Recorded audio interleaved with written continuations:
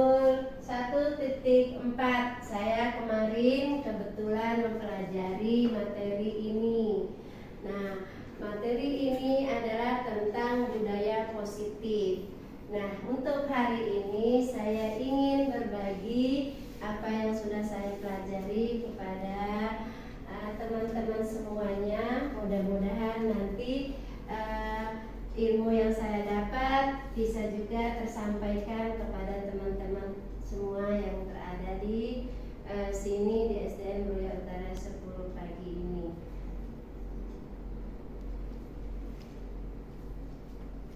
Topik pertama yaitu tentang disiplin positif dan nilai kebajikan universal. Nanti kita akan bahas yaitu tentang disiplin positif. Banyak sekali nanti tentang apa saja disiplin positif dan nilai-nilai kebajikan universal yang bisa kita pahami melalui tema yang kita sampaikan pada hari ini. Yang pertama yaitu tentang disiplin. Makna dari kata disiplin, mungkin selama ini atau dalam budaya kita, makna kata disiplin itu dimaknai menjadi sesuatu yang dilakukan seseorang pada orang lain untuk mendapatkan kepatuhan. Kita cenderung menghubungkan kata disiplin dengan ketidaknyamanan. Mungkin selama ini kita selalu berharap anak-anak kita tuh disiplin yang kita harapkan itu anak-anak itu patuh pada aturan atau tata tertib yang telah kita buat. Namun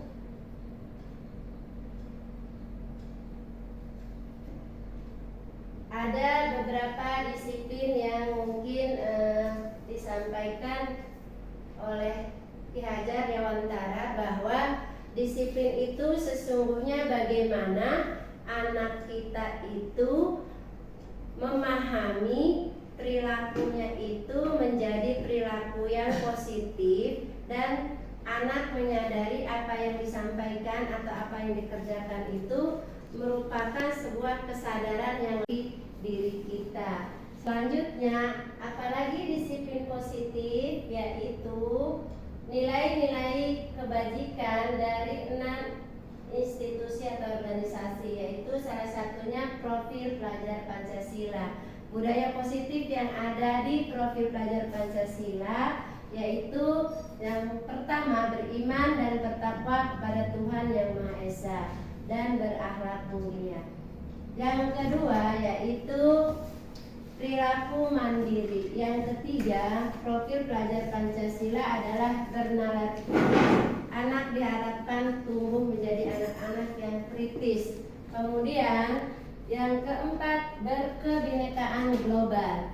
Yang kelima, bergotong royong. Kita berharap profil-profil pelajar kita menjadi anak-anak yang sedang melakukan atau senang melaksanakan gotong royong.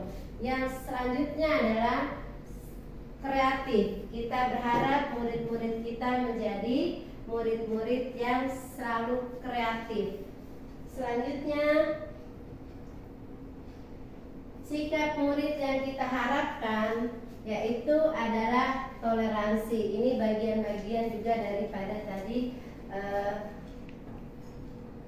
budaya positif yang bisa kita sampaikan atau yang bisa kita kembangkan kepada anak didik kita, termasuk kebajikan, masuk kepada bajikan universal, yaitu toleransi, rasa hormat, integritas, mandiri, menghargai, antusias, empati, keingintahuan, kreativitas, kerjasama, dan percaya diri.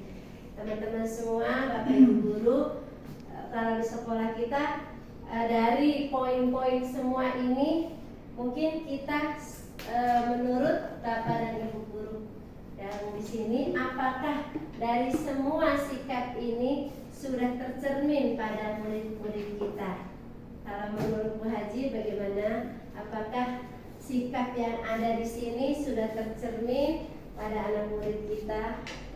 Atau mungkin ada yang perlu kita tingkatkan dari sikap ini atau yang kita harus pupuk untuk anak-anak kita? Iya, saya rasa murid saya kelas 5 itu toleransi sudah, hormat terhadap sesama teman, guru sudah, integritas mereka juga untuk ini juga sudah tinggi. Hanya yang perlu kita tingkatkan empatinya. Kadang-kadang namanya anak-anak, empati terhadap temennya itu kadang-kadang naik turun. Itu menurut saya. Iya, terima kasih Bu Haji. Mungkin dari kelas lain ada yang ingin menggambarkan bagaimana murid di kelasnya? Iya. Kalau di kelas 6 sikap murid yang ada di situ ada 11 ya, 11 sikap murid. Ada yang sudah tercermin oleh anak-anak, ada yang belum, artinya harus dipupuk atau dikembangkan kembali. Seperti rasa empati sudah ada tapi masih kurang, harus dipupuk ya. Harus dikembangkan lagi itu rasa. Kalau kreativitas mungkin sudah mulai ya di kelas 6. Terus integritasnya juga tuh harus lebih dikembangkan lagi. Jadi pada dasarnya sikap-sikap murid ini sebagian besar sudah dimiliki anak, dan memang ada yang sudah bagus dan ada yang harus lebih ditingkatkan lagi. Baik Ibu Tati, terima kasih. Itu tadi gambaran dari kelas 6. Apa masih ada yang ingin menyampaikan? Saya izin. Oh iya, terima kasih. Silakan dari kelas 1 Ibu Aisyah. Terima kasih atas waktunya Bu Muna. Kalau menurut versi saya di fase A kita kan ada berbeda dengan fase A, B dan C. Khusus di kelas 1 di fase A ini secara keseluruhan anak-anak sudah mulai terlihat, sudah mulai berkembang secara dari segi keingintahuan mereka, dari rasa hormat, mandiri, menghargai semua secara keseluruhan mereka sudah terlihat. Namun alangkah baiknya Bu Aisyah, kemudian kita masuk ke 9 pilar karakter ya. Pilar karakter yang harus kita tanamkan yaitu cinta Tuhan dan segenap ciptaannya, kemandirian, tanggung jawab, kejujuran, hormat dan santun, dermawan, percaya diri, kepemimpinan dan keadilan, baik dan rendah hati, toleransi. Ini juga termasuk bagian dari disiplin positif atau kebajikan universal yang bisa kita kembangkan. Selanjutnya ada keterampilan hidup. Keterampilan hidup ini juga bagian dari disiplin positif yang bisa kita kembangkan di kelas atau di sekolah, yaitu bagaimana anak itu dapat dipercaya, lurus hatinya, menjadi pendengar yang aktif, tidak merendahkan orang lain, dan memberikan yang terbaik bagi dirinya. Kemudian selain tadi keterampilan hidup, maka ada juga yang disebut dengan petunjuk hidup. Petunjuk hidup ini juga bisa kita kembangkan, bisa kita sampaikan atau pupuk pada anak sejak anak itu berada di usia-usia dasar, yaitu pertama peduli, kemudian ada penalaran, bekerja sama, keberanian, keingintahuan, dan mungkin Bu Royana bisa melanjutkan bacaannya. Ada usaha, iya, berusaha, berfleksibilitas, berorganisasi, kesabaran, dan keteguhan. Iya, itu semua adalah petunjuk-petunjuk hidup yang bisa kita didik, kita bimbing untuk anak-anak kita. Kemudian selanjutnya yang ingin saya sampaikan juga ada empati, suara hati, kontrol diri, rasa hormat, kebaikan, toleransi, dan keadilan. Kemudian iya, ada 3 motivasi perilaku manusia dalam melakukan sesuatu. Motivasi mungkin tidak hanya anak-anak di sini, mungkin kita orang dewasa juga memiliki 3 motivasi ini dalam perilaku, yaitu yang pertama adalah satu, untuk apa, Bu Ais? Mohon izin, mohon bantu Satu, baca. untuk menghindari ketidaknyamanan atau hukuman. Iya, yang kedua adalah untuk mendapatkan imbalan atau penghargaan dari orang lain. Jadi ini adalah tingkatan yang kedua dari yang tadi.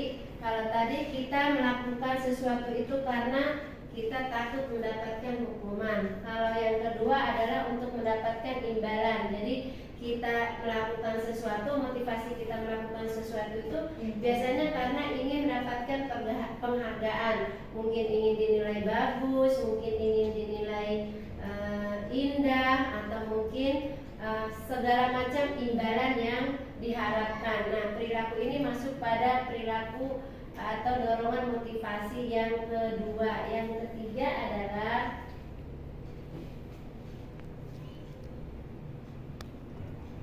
yang ketiga adalah mungkin terus bisa bantu untuk membaca. Yang ketiga, untuk menjadi orang yang mereka inginkan dan menghargai diri sendiri dengan nilai-nilai yang mereka percaya. Iya, dorongan motivasi ini yang ketiga inilah yang diharapkan tumbuh pada anak-anak kita.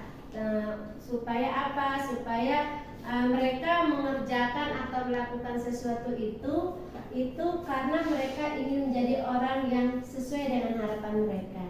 Mereka melakukan belajar karena harapan mereka ingin menjadi pintar, bukan karena ingin dipuji oleh gurunya, atau mungkin bukan karena ingin mendapatkan hadiah dari orang tua, tapi itu lahir dari dorongan dari diri dia sendiri dan menghargai diri sendiri dengan nilai-nilai yang mereka percaya. Jadi dorongan motivasi yang ketiga inilah yang kita harapkan muncul pada anak didik kita. Assalamualaikum warahmatullahi wabarakatuh. Saya Bu Tati dari Wali kelas 6A. Setelah saya menyaksikan presentasi diseminasi dari Bu Maimunah, presentasinya luar biasa bagus, penyampaian materinya juga bagus, dan kami dapat memahami materi dari tentang disiplin positif yaitu tentang keyakinan kelas. Nah, tanggapan saya tentang keyakinan kelas ini, jika dapat diterapkan di kelas itu luar biasa bagus gitu. Tapi bagaimanapun juga keyakinan kelas ini, murid saya ini memiliki keberagaman. Artinya keyakinan kelas ini artinya keyakinan kelas ini jika kita terapkan pasti timbul hal permasalahan bagi siswa-siswa yang menyepelekan aturan tersebut, karena memang di dalam keyakinan kelas tidak ada punishment atau sanksi, sehingga anak-anak itu menganggap keyakinan ini hal yang sepele. Mungkin hal itu yang menjadikan hal ini